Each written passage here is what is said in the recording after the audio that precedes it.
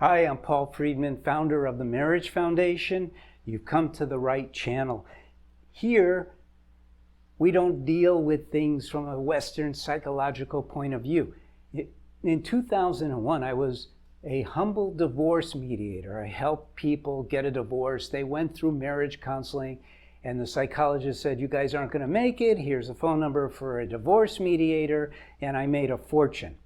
But now a couple came to me in 2001. This is ages ago, right? 2001, and they said, can you help us save our marriage? Because I'm a communication specialist. I help people negotiate, work things out. And they thought that's all that it takes. I thought so too at the time. But when I started getting into marriage, I had a realization.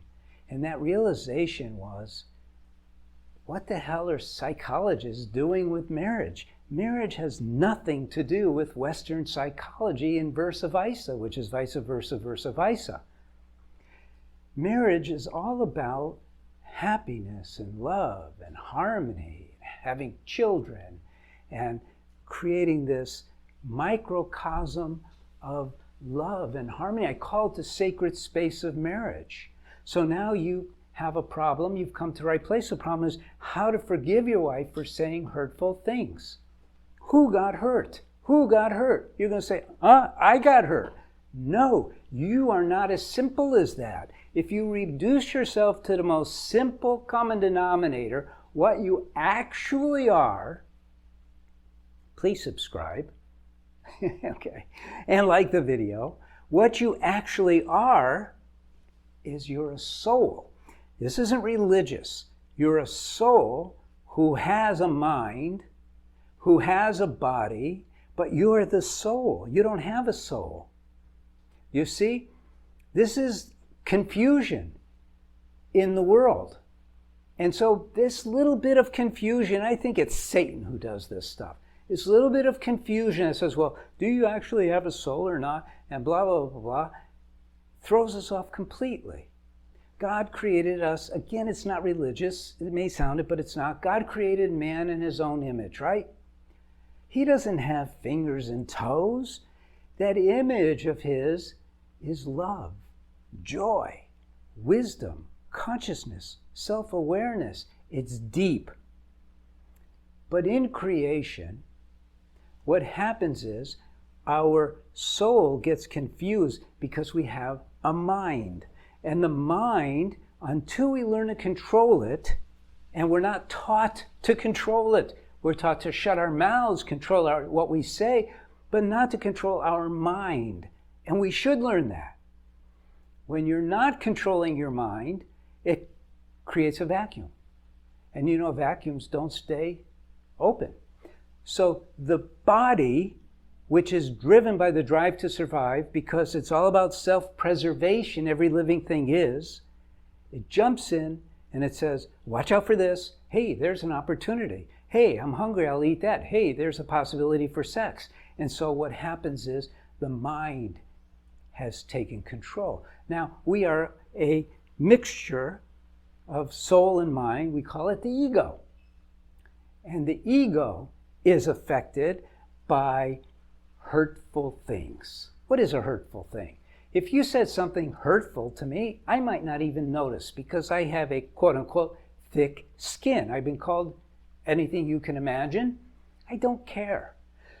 But your ego is yours. It's not mine. Yours isn't wrong. Mine isn't wrong or right. It is who we happen to be. But it's not really who we are. Who we are is the soul. So I'm going to give you a technique. This is a mind-blowing technique, okay? And this was actually taught to me by a friend of mine, again, one of my friends, a psychologist, very, very prominent psychologist in San Diego way back when. His father was a psychologist, very prominent one in Israel. And he came up with this technique, his father did. I'm going to share it with you, and this will help you. But remember, it's not you who's being hurt. It's just the ego. And you're not the ego, so you could rise above it. This technique is called the bowling ball feather technique. Did you subscribe yet? Please subscribe, like the video, this is going to be so useful for you for the rest of your life. Because frankly, your ego is a little bit on the sensitive side. Now, bowling ball is being thrown with all kinds of force at a feather. What happens to the feather? It never gets hit. The bowling ball, the wind, so the awareness, call it the wind, that the feather is perceiving is pushing the feather out of the way. It's never hit. So visualize yourself as a feather, and her hurtful things that are being said, not her, things that she's saying to you.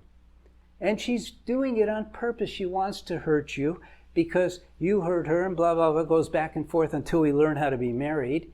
We don't learn how to feed our marriage with love, devotion, and happiness. So she means it. She wants to hurt your feelings. But now you're a feather. It goes by, you don't hear it, and instead what you do, you dive deep into your heart. And you look at her and you say, I don't care what you say.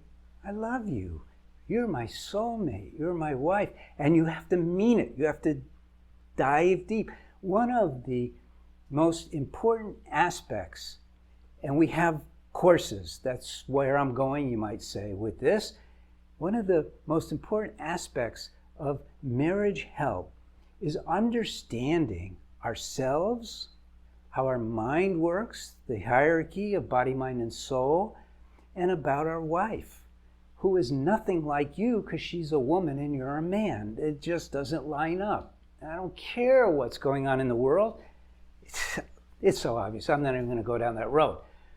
The point is, you need to learn this stuff. Now, you could do it the cheap way, which is get one of my books, or you could do it the cheaper way, which is watch these videos, or you could do it the more expensive way and really turn your marriage around, get one of the courses. I don't care which way you go, but I want you to have a great marriage. So, like the video, leave a comment. I'm Paul Friedman, founder of the Marriage Foundation. I'm so glad you stopped by. Tell me how useful this was for you. God bless you, and take care. Thanks.